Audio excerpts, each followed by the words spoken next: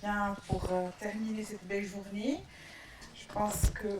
J'espère qu'il n'y aura pas beaucoup de répétitions, mais je ne pense pas. Je ne pense pas. Alors là, c'est une particularité, les encéphalites auto-immunes, il vient vraiment en fin de parcours, après avoir éliminé tout ce qui est infectieux, tout ce qui est inflammatoire. Mais ce n'est pas une rareté, hein. C'est extrêmement fréquent. Je pense que c'est beaucoup plus fréquent que l'infectieuse et l'origine inflammatoire. Et d'ailleurs, ça a été bien illustré avec un film que je préconise de voir, Brain on Fire. C'est un excellent film qui raconte l'histoire d'une journaliste américaine, Susanna Cahalan, qui a frôlé l'hospitalisation en unité de psychiatrie pour des bouffées délirantes. Et en fin de compte, c'est grâce à un médecin syrien, c'est Dr Souheil Najjar. D'ailleurs, il a eu un prix à cause de ça, grâce à ça plutôt. Et c'est un film très inspirant qui retrace un peu extraordinaire l'errance diagnostique. Donc ça tranquillise un peu les praticiens, c'est-à-dire qu'on peut rater le diagnostic, mais on n'est pas seul, parce que vraiment c'est une grande simulatrice, les encéphalites auto-immunes. Donc c'est un groupe hétérogène d'encéphalites médiés par des anticorps qui sont dirigés contre des antigènes neuronaux de surface ou intracellulaires. Et fait, le tableau va différer en fonction de quel type d'antigène va être attaqué. Donc les tableaux sont très sévères et trompeurs. Le diagnostic est souvent retardé de plusieurs semaines, voire des mois. Et le pronostic, bien sûr, il est conditionné par la précocité du diagnostic et de la prise en charge. Alors, les premiers cas d'encéphalite ou les premiers cas d'encéphalite limbique paranéoplasique, ça a été décrit en 1968.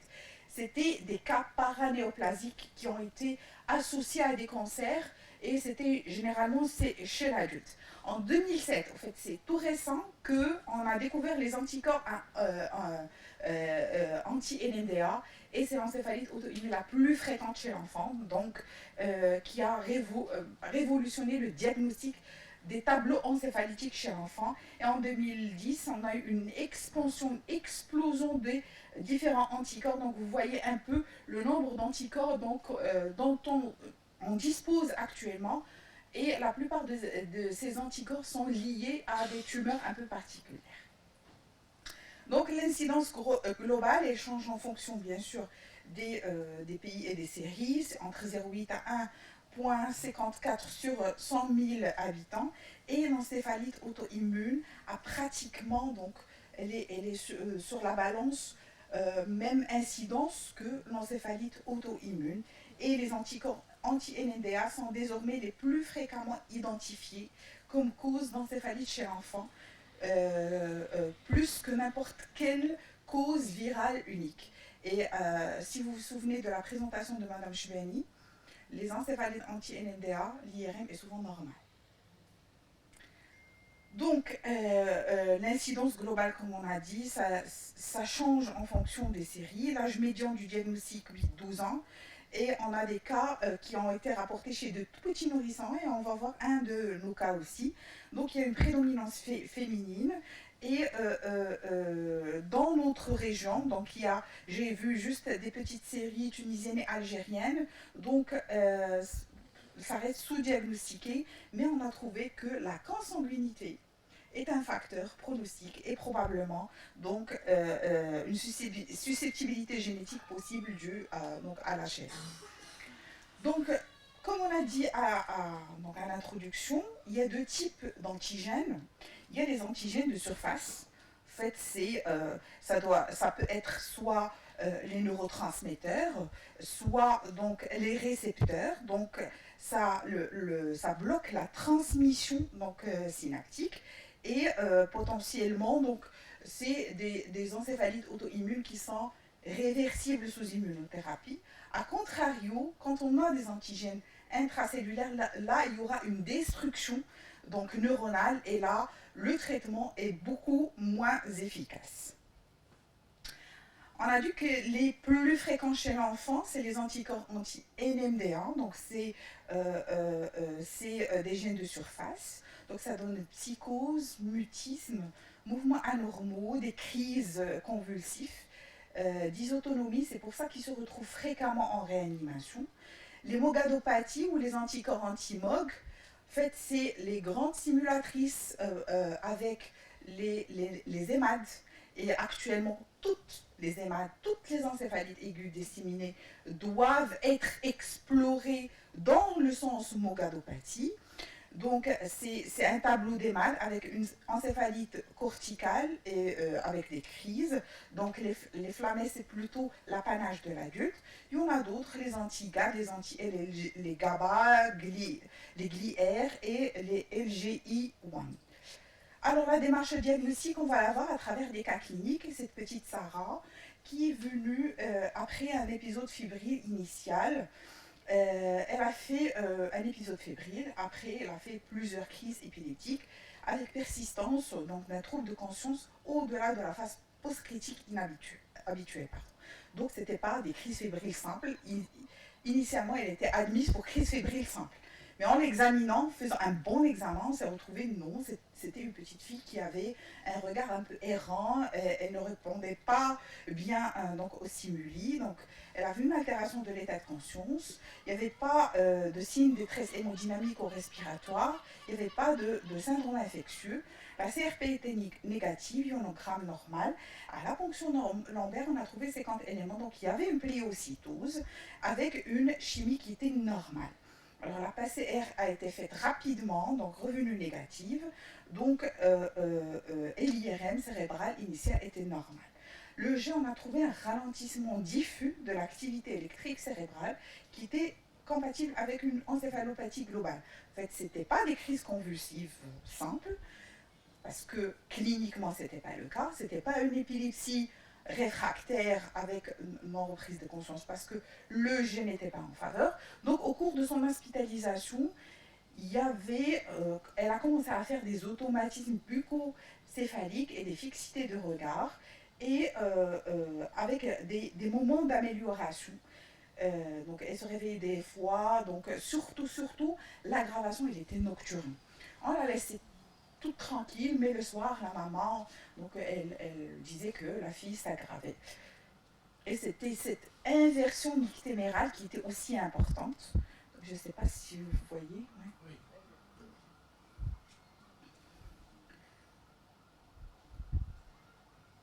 Vous voyez qu'elle n'est pas très bien réveillée, alors que c'était une petite fille qui était tout à fait normale avant. Donc, regardez bien un peu ce mâchonnement. Voilà, c'est ça.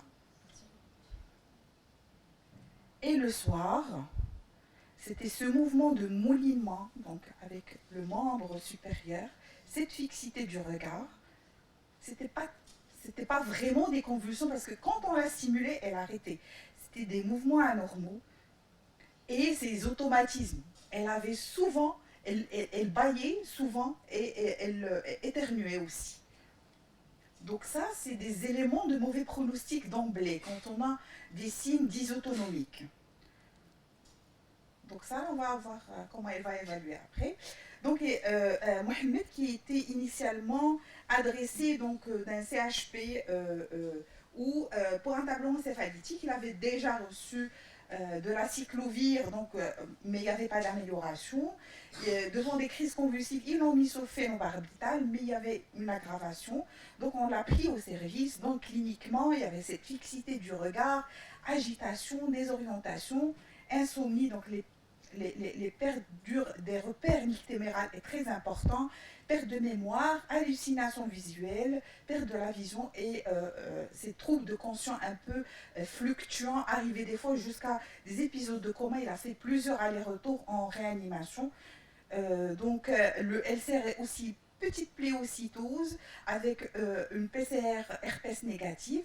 Et à l'IRM, on avait une atteinte bilatérale et symétrique des noyaux codés et lenticulaire. Donc, je me rappelle quand M. Benny nous a dit que je ne peux pas conclure à quelque chose de particulier. Est-ce que c'est métabolique? Est-ce que c'est infectieux? Est-ce que c'est auto-immun? Donc, là aussi, un tracé de fond qui était peu réactif, mais il avait quelque chose à l'EEG qui est pratiquement pathognomonique, c'est ce qu'on appelle les extrêmes delta push. Et on n'a pas pu faire les anticorps chez lui, faute de moyens. À l'époque, ça coûtait très cher. Donc vous voyez,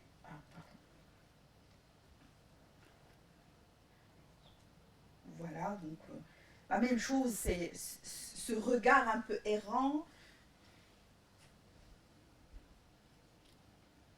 On dirait qu'il faisait des absences. Les seuls moments de lucidité, donc il y avait un problème d'équilibre très très important. Donc la présentation clinique est pratiquement typique chez l'enfant. Donc on a des crises, des manifestations neurologiques avec des signes précurseurs. Ça démarre souvent avec des crises d'épilepsie, des troubles de mouvement. Les dyskinésies bucco-faciaux, c'est extrêmement pathognomonique, des déficits neurologiques focaux.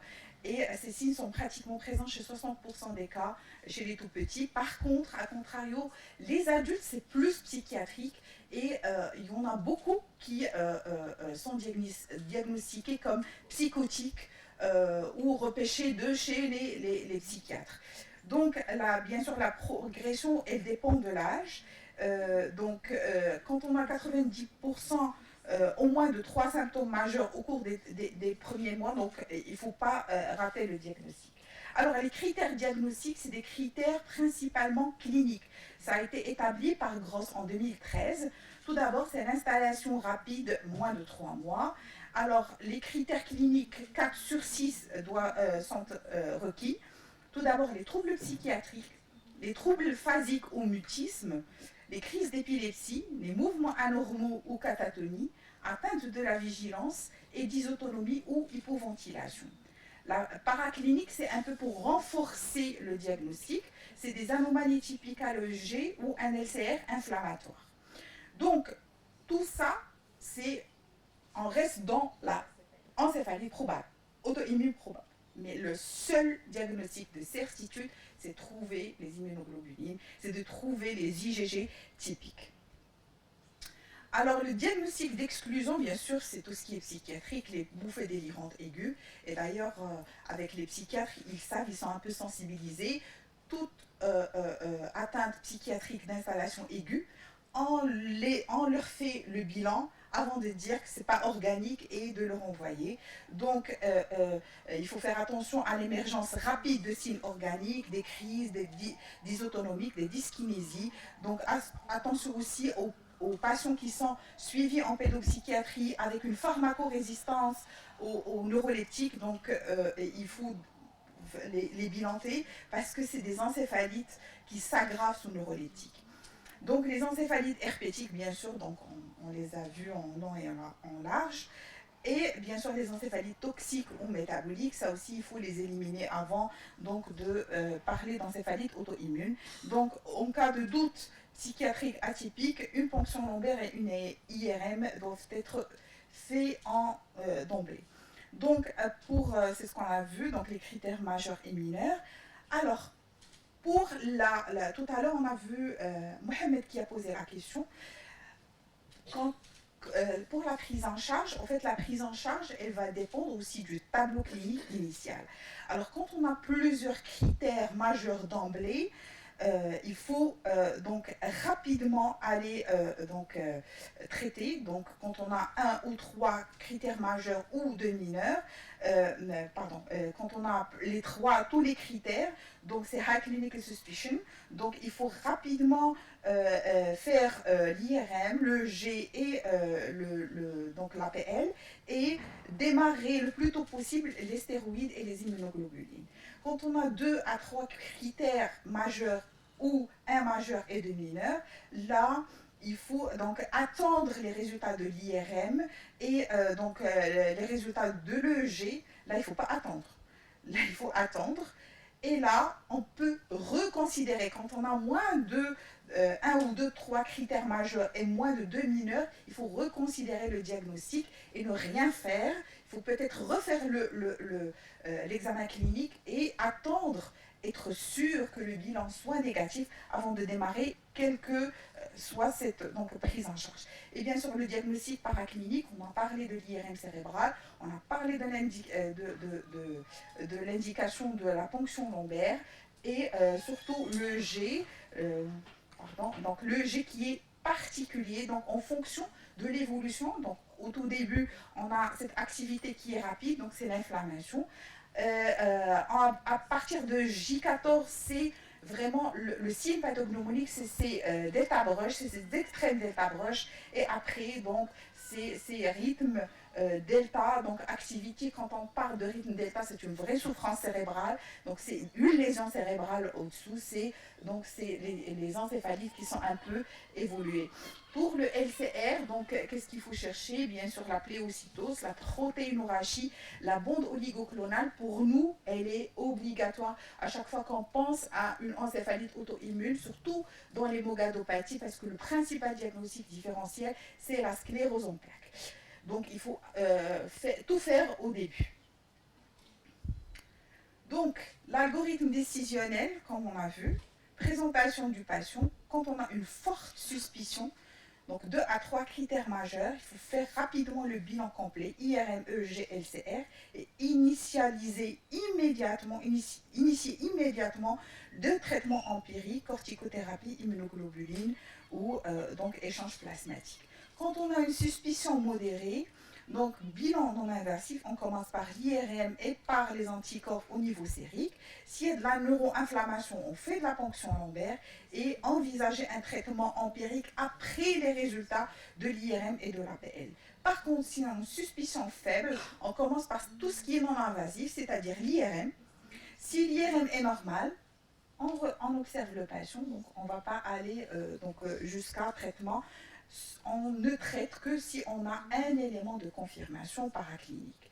Alors pour la particularité pédiatrique, depuis tout à l'heure on parle des NMDA qui sont les plus fréquents. En fait, c'est ces petits anticorps neurotransmetteurs qui sont liés donc à un récepteur NMDA, qui vont être internalisés et qui ne vont plus ressortir. Donc il y aura un problème de transmission par la suite. Alors les prodromes, ça démarre très vite. Donc J5 après le primum ovin, c'est-à-dire après une infection, après une grippe.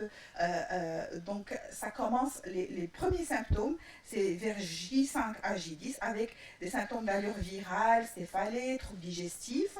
Par la suite, démarre la phase psychiatrique, donc vers J10, avec des bizarreries, délire, agitation, catatonie. Après, c'est la phase neurologique, avec les crises d'épilepsie, les mouvements anormaux, les troubles du langage et mutisme. Et on rentre à partir de J20 dans la phase dysautonomique, où là, c'est là où les patients vont en réanimation généralement. Et il faut agir donc à cette phase psychiatrique le plus tôt possible. C'est pratiquement la fenêtre thérapeutique idéale. Les mouvements anormaux, c'est dans un contexte les mouvements anormaux par rapport aux crises. C'est pas considéré. C'est pas la même chose. C'est pas du tout la même chose. C'est pas du tout la même chose. Alors, est-ce qu'on peut intervenir au fur et à mesure ou on attend la fin? Il y aura la discussion.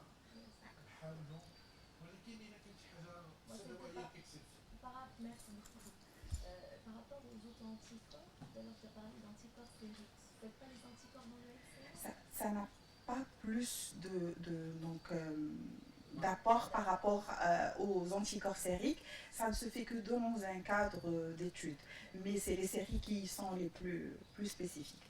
Pour les mogapathies ou les mogadopathies, en fait, c'est un peu le spectre d'EMAD. En fait, il y a les syndromes démyélinisants avec EMAD névrite optique, les encéphalites, entre les deux, ce spectre de mogadopathie. Cliniquement, ça ressemble en tout point avec l'EMAD, mais avec la présence de ces anticorps.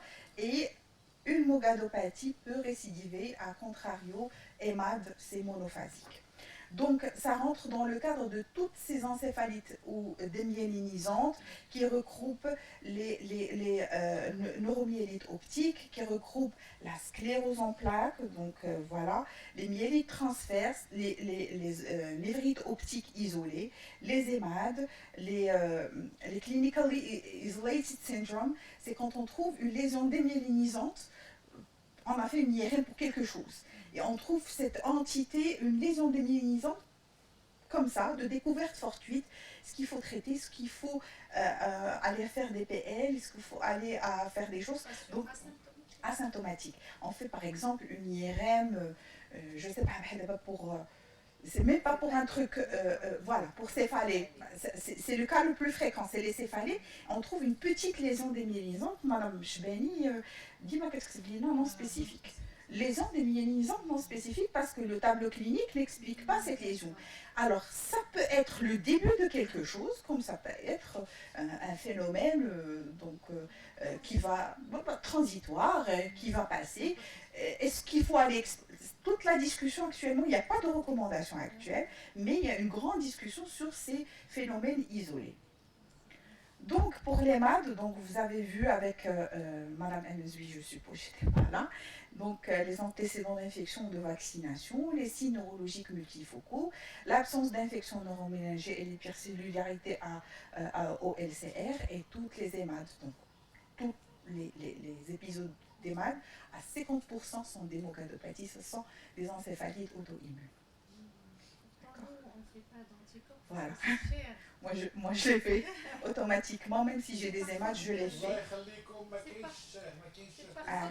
Alors, non, oui, il faut faire la totale. Il faut faire les anticorps anti-MOG, il faut faire la recherche de bandes oligoclonales au niveau du LCR pour voir est-ce que c'est une CEP, sclérose en plaques, qui démarre. Parce que chez les enfants, ça démarre souvent par une EMAD. On a eu plein de patients, sclérose en plaques, qui ont démarré par des EMAD. En fait, il vient avec une EMAD, et soit on découvre à la ponction lombaire qu'il a une synthèse intratécale, soit on ne le fait pas, la synthèse intratécale au début, et il revient. Alors quand il revient, c'est soit qu'on est orienté par l'IRM parce qu'il y a une inflammation importante donc, qui se spécifie un peu donc, avec les petites lésions périventriculaires, rondes, bien rondes, avec une atteinte au niveau de la moelle, oui, de la moelle. Donc ça, c'est beaucoup plus facile. Soit on refait donc le bilan, et quand on n'a pas fait initialement un bilan, automatiquement on le refait. Alors la différence entre l'hémogadopathie, les CEP et les névrites optiques, les NMO-OSD, qui se ressemblent beaucoup, parce que les trois peuvent, comme point de rentrée, c'est la névrite optique. Parce que c'est souvent associé, exactement. Si vous voulez, on termine, on fait des questions. Rapide. D'accord, donc il y a ce flou, donc je vais pas m'attarder dessus. Alors, les encéphalites herpétiques, auto-immunes post-herpétiques, là c'est une entité à part. Il n'y a pas d'encéphalite herpétique en deux temps, il n'y en a pas. C'est une encéphalite herpétique qui s'est compliquée par la suite d'une encéphalite auto-immune. Donc, c'était la question de ton résident de tout à l'heure. Donc, ça démarre par une phase infectieuse où on a pu on a pu diagnostiquer l'herpès virus. Donc, on l'a trouvé au niveau du LCR. C'est un enfant qui va bien, qui rentre chez lui et qui revient avec le même tableau. Attention, ce n'est pas une récidive d'herpès, c'est une encéphalite auto-immune. Pourquoi? Parce qu'il y a beaucoup de nécrose dans le herpès et cette nécrose va stimuler un peu l'immunité et on aura des anticorps anti-herpétiques. Il y a d'autres particularités qui posent beaucoup de problèmes. Donc, pour les réanimateurs, aussi, c'est les NORS, les FIRES. Les NORS, c'est un enfant qui était tout à fait normal, qui vient pour un premier épisode d'état de mal convulsif, donc de nouveau, et chez qui on n'arrive pas à trouver l'étiologie. Et on dit que dans le tiers des cas de ces NORS, c'est des encéphalites auto-immunes. Le FIRES, c'est un petit cousin des NORS, mais ce status épilepticus, il démarre par de la fièvre. Donc, les causes les plus retrouvées, c'est les auto-immunes, infectieuses. Les FIRES chez l'enfant, le plus souvent, restent cryptogéniques et on les voit, hein, ils rentrent. Ils sont en réanimation, ils meurent et on ne sait pas de quoi ils sont morts. Malgré tout ce qu'on fait, l'imagerie, la PCR, etc. Là, le traitement aussi est devenu un peu agressif pour ces patients. Une petite particularité aussi, donc je ne pouvais pas passer à côté de l'encéphalite de Rasmussen, qui est un syndrome épileptique particulier, mais c'est une épilepsie qui est auto-immune, donc qui commence par des crises focales unilatérales, donc avec, bon, je ne vais pas m'attarder sur l'imagerie et le G, mais le pronostic, malgré la corticothérapie, malgré les immunoglobulines, ça ne marche pas, il faut aller à l'hémisphérectomie. Il faut absolument aller à l'hémisphérectomie parce que ça commence d'un côté. Et il ne faut pas faire, il faut aller rapidement à l'hémisphérectomie avant l'atteinte contralatérale. Parce qu'une fois on a une hémisphérectomie. Hein? Bon. C'est une déconnexion. Là, on a une ablation aussi. Là. C'est une ablation. C'est une ablation de l'hémisphère. Oui, il ne faut pas le laisser. Ah là là, il ne faut pas le laisser. C'est mal écrit.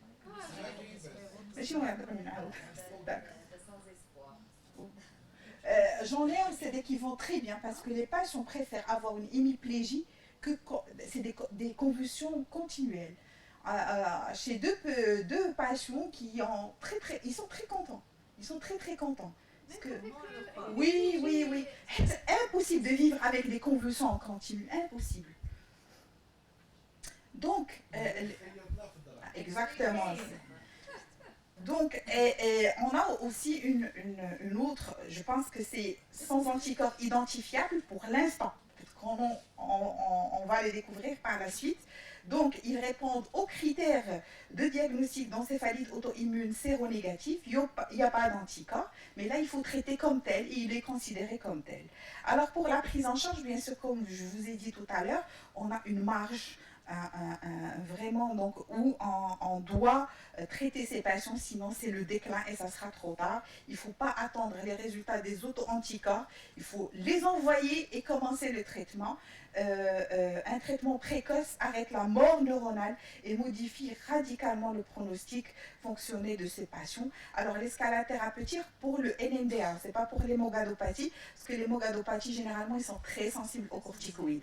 Pour les NMDA, il faut d'emblée les deux, corticothérapie et immunoglobulines. Les Français ne sont pas d'accord avec cette prise en charge.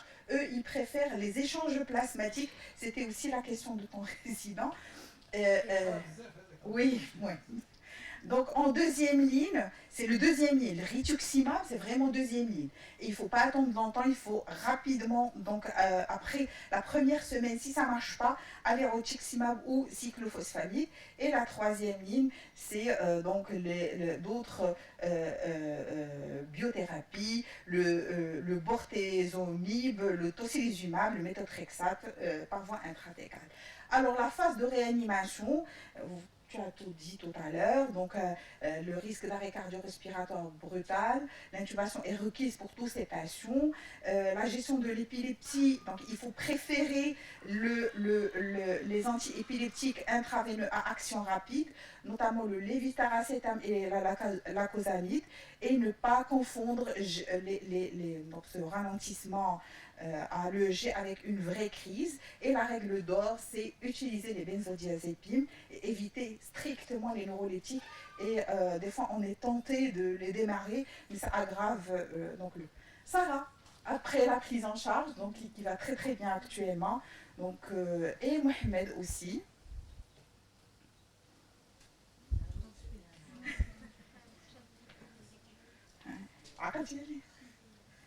Alors le traitement n'est pas que un traitement donc, étiologique, mais aussi un traitement symptomatique. Il faut contrôler l'épilepsie, donc les antiépileptiques, il faut les garder pendant au moins 2 ans. Il faut réguler le sommeil parce qu'il y a une inversion du cycle nictéméral, et bien sûr la gestion des dysautonomies qui persistent, et bien sûr la réhabilitation cognitive et physique. Alors 80% des NMDA récupèrent si on les traite correctement. Malgré un traitement bien conduit, 20% on peut les perdre et le taux de rechute est de 25%. Alors le message clé, c'est une affection qui est fréquente et traitable, à évoquer devant tout tableau neuropsychiatrique subaigu inexpliqué, et chez l'enfant, les signes neurologiques, crise, mouvements anormaux, précèdent souvent les symptômes psychiatriques, et l'anti-NMDAR est la forme la plus fréquente. La MOGAD est de plus en plus reconnue, et le diagnostic, bien sûr, il est clinique et paraclinique, mais un bilan négatif n'exclut pas donc l'encéphalite auto-immune. Il ne faut pas attendre les anticorps, traiter empiriquement dès une suspicion modérée à élevée et rechercher systématiquement une tumeur. Tout à l'heure, Mme Chubeni l'a dit, surtout chez la jeune fille, quand on a une suspicion de NMDA, il faut faire une écho-abdominale à la recherche d'un tératome ovarien et instaurer une rééducation précoce. Je vous remercie.